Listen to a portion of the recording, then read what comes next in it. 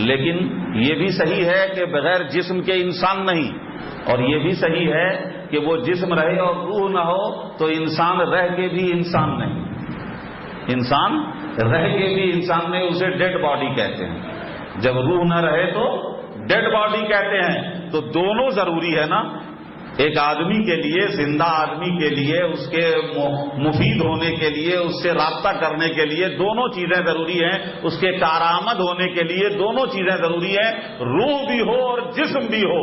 اگر صرف روح ہو تو بھی انسان نہیں ہے، اور صرف جسم ہو تو بھی انسان نہیں ہے۔ پتہ یہ چلا ہے اصل روح، لیکن اس روح کا ظہور، اس روح کا ایکشن، اس روح کا فائدہ، اس روح کا عمل جسم میں رہتی ہے تب ہوتا ہے، جسم میں رہتی ہے تب ہوتا ہے۔ اسی طرح سے میرے پیارے، اصل عمل دل کا ہے، لیکن یہ دل کا عمل بول کے صرف رہ جائیں تو ایک فلسفہ ہوگا، فلسفی ہوگی۔ یہ جسم کا عمل جب تک عمل میں، یہ ایکشن میں نہ آ جائے اس وقت تک عمل نہیں ہوتا ہے۔ یہ ظاہری عمل کا جسم ہے، اور دل کے اندر جو عمل ہے وہ اس کی جان اور روح۔ میں نے سنا ہے کچھ لوگ کہتے ہیں دل کی نماز پڑھو، دل کی نماز پڑھو۔ ہمارے بزرگوں نے فرمایا تھا دل سے نماز پڑھو۔ کیا؟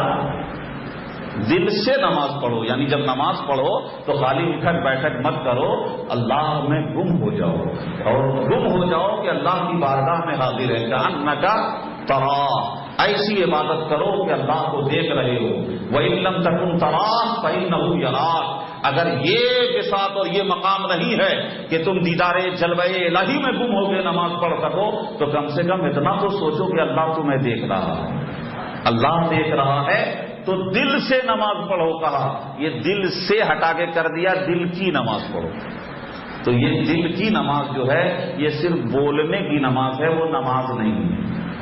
نماز وہی ہے جو نبی نے پڑھی ہے، نماز وہی ہے جو صحابہ نے پڑھی ہے، نماز وہی ہے جو اللہ کے رسول نے ہمیں پڑھ کے بتائی ہے۔ اگر صرف حکم دے دیتے تو ہم کچھ بھی تعویل کر لیتے، کوئی کسی طرح پڑھتا، کوئی کسی طرح پڑھتا، لیکن اللہ نے صرف حکم نہیں دیا بلکہ حکم دینے سے پہلے رسول اللہ کو بھیج دیا، پیدا کر دیا، اور 40 سال کے بعد حکم دیا۔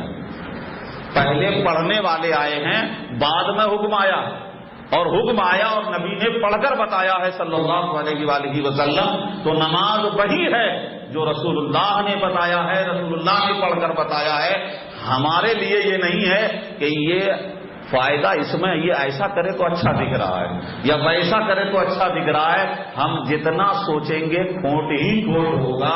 کامل وہی ہے جو اللہ نے بتایا اور رسول اللہ نے کیا، کامل وہی۔ اس کے علاوہ کوئی کسی کی مثال دے، کسی بندے کی مثال دے، کسی مرشد کی مثال دے، کسی پیر کی مثال دے، کسی شیخ کی مثال دے، معاذ اللہ ذرا جرأت کر کے بول رہا ہوں، کسی ولی کی مثال دے، اگر نبی کے عمل اور سنت و سیرت کے حوالے میں کسی ولی کی مثال دے، قطب کی مثال دے، غوث کی مثال دے، یہ شیطانی دھوکہ ہوگا، دین نہیں ہو سکتا، ایمان نہیں ہو سکتا۔ اس لیے کہ دین و ایمان کا کامل نقش قدم محمد رسول اللہ صلی اللہ علیہ وسلم کی ذات گرامی ہے۔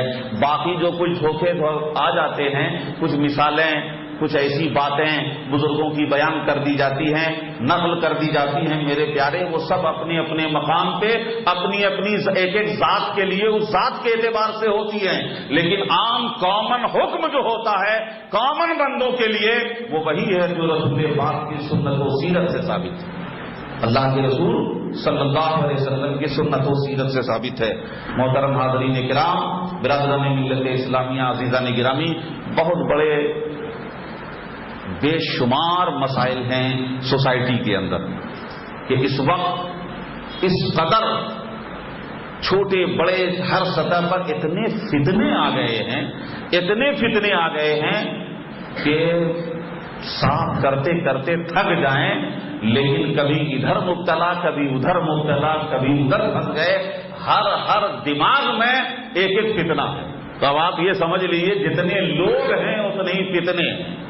اللہ پاک ہم اور آپ کو صحیح عقل و فہم عطا فرمائے اور ہمیں رسول پاک صلی اللہ علیہ وسلم کی زندگی اور صحابہ کرام اور رسول پاک کے نقش قدم پہ چلنے والے جو علماء اولیاء ہیں انہی کے نقش قدم کو اپنانا آج سلامتی کا راستہ، حفاظت کا راستہ ہے۔ حاضرین محترم، میں یہ عرض کر رہا تھا کہ اللہ تعالیٰ نے ہمیں پیدا کیا، وہ خالق ہے، مالک ہے، وہی رزق دیتا ہے، وہی موت دینے والا، وہی زندہ رکھنے والا۔ جب سب وہی ہے تو ہماری زندگی کے لیے اصول دینے والا، ہماری زندگی کے لیے طریقے دینے کا حق بھی اسی کو ہے، یہ اسی کا حق ہے۔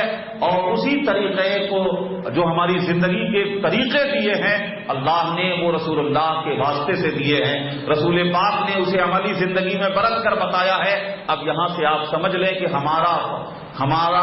ہماری خیرخواہی، ہمارا فائدہ اسی میں ہے، ہماری سلامتی اور حفاظت اسی میں ہے کہ اللہ اور اس کے رسول جل جلالہ صلی اللہ علیہ وسلم کے بتائے ہوئے راستے پر چلیں۔ اس چلنے کے لیے ضروری ہے کہ پہلے جانیں، جب تک جانیں گے نہیں تو چلیں گے کیسے؟ اسی جاننے کا نام علم ہے۔ اب علم کی کئی سطحیں ہیں، علم کے کئی درجے ہیں، درجات ہیں۔ خود اللہ نے قرآن پاک میں ارشاد فرمایا فوق کل ذی علم علیم، ہر علم والے کے اوپر علم والا ہے، ہر علم والے کے اوپر علم والا ہے، ہر جاننے والے کے اوپر جاننے والا ہے۔ تو علم کے درجات تو بے شمار ہیں، بڑھتے جائیں گے۔ علم کیا ہے جانتے ہیں؟ ظاہر میں یہ دکھتا ہے، توجہ چاہوں گا، ظاہر میں یہ دکھتا ہے کہ پڑھتے جاؤ تو علم بڑھتا جائے گا، پھیلتا جائے گا، جو جتنا پڑھتا جائے گا اس کا علم بڑھتا جائے گا نا، بڑھتا جائے گا۔ لیکن خدا کی قسم ایک حقیقت بتا دوں کہ جتنا پڑھتے جائیں گے اتنے ہی علم سمٹتا جاتا ہے۔ کیسے؟ مثال کے طور پر کوئی ایک آدمی یہ کہہ دے کہ دین اللہ وحدہ لا شریک وہی معبود ہے، آپ نے مان لیا، شارٹ ہے نا، بس مان لیا تو مختصر بات مان لی۔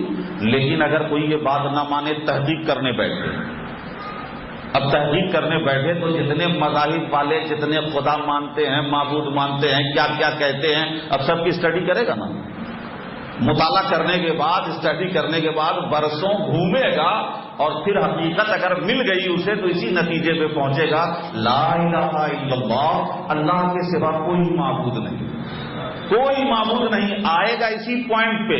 اگر آپ کی توجہ حاضر ہے تو بتا دوں کہ سارا عمل، سارا علم بس اسی نتیجے پہ پہنچتا ہے کہ اللہ کے سوا کوئی معبود نہیں، اللہ کے سوا کوئی معبود نہیں۔ مطالعہ پھیلتا جاتا ہے اور حقیقت جب پہچانتے چلے جاتے ہیں، حقیقت کی معرفت ہوتی جاتی ہے، حقیقت ملتی چلی جائے تو وہ سمٹتی چلی جاتی ہے۔ آپ زمین کھودتے چلے جائیں، نیچے چار طرف کہاں کھدائی کرتے ہیں پیٹرول نکالنے کے لیے اور کیا کیا نکالنے کے لیے، اور نکلتا جب ہے تو ایک ہی پوائنٹ سے نکلتا ہے، وہ پوائنٹ پہ پہنچنے کے لیے کھدائی بہت ہوتی ہے۔ ایسے ہی مطالعہ ہے، لیکن الحمدللہ اگر وہ میدانی مطالعے میں سے کے بجائے جو چیز ہمارے پاس بالکل چھان کے، پھٹک کے، بالکل صاف ستھرے انداز میں ہمارے پاس آ چکی ہے، وہ ہے اللہ اور اس کے رسول کا دیا ہوا علم، قرآن مقدس۔ ہمیں کیا ضرورت ہے وہ دوسروں کی طرح برسوں پہلے سرگردہ رہیں، پھرتے رہیں، پھر کے برسوں کے بعد اس منزل پہ پہنچیں جہاں مسلمان پہلے دن پہنچا ہوا ہوتا ہے، کہ اللہ پہ ایمان رکھتا ہے، رسول اللہ پہ ایمان رکھتا ہے، اور اس بنیاد پہ پہنچا ہوا ہوتا ہے کہ اس کی حقیقت یہی ہے کہ اللہ خالق و مالک ہے، اس نے ساری کائنات کو پیدا کیا ہے، وہی سب کا مالک ہے، وہی سب کو چلانے والا، اس نظام کا مدبر عالم وہی ہے۔ اسی پہ تو آخر میں سب پہنچتے ہیں۔ تو میرے پیارے، اللہ اور اس کے رسول پر ایمان لے آئے، انہیں مان لیا تو اب اپنی زندگی گزارنے کا طریقہ بھی انہی سے لینا ہے اسی کا نام علم ہے. اب جس کی جس سطح پر ہے، جس اسٹیج پر وہ ہے، اس اسٹیج پر ہمیں کیا کرنا ہے؟ اسے سیکھنا ہے، اور اسی سیکھنے کا نام علم ہے.